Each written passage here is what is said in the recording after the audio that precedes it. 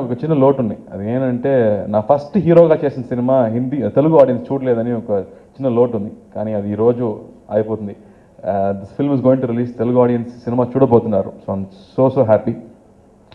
ఎందుకంటే సినిమాలు వచ్చాయి, మంచి సినిమాలు అప్పుడప్పుడు వస్తాయి, కానీ అద్భుతాలు 10 ఏళ్ళకి ఒకసారి వస్తాయి. ప్రేమాభిషేకం, మరో చరిత్ర అలాంటి సినిమా ఎప్పుడో ఒకసారి వస్తాయి. మల్లిగాడు కూడా అలాంటి ఒక సినిమా ఒక యాక్టర్ కెరియర్లో రావటం అంటే చాలా పెద్ద విషయం. అది ఫస్ట్ సినిమా కావటం అంటే అది ఇంకా పెద్ద గొప్ప విషయం. సో అది నేను చాలా హ్యాపీగా లక్కీగా ఫీల్ అవుతున్నాను ఈ సినిమాలో యాక్ట్ చేసినందుకు.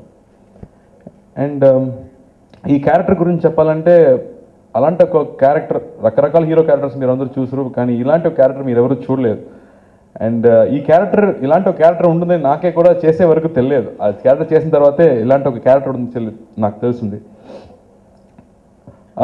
అంత సటైర్, అంత బ్రేవ్నెస్ అండ్ అంత ప్రేమ ఆ క్యారెక్టర్తో ఉంది.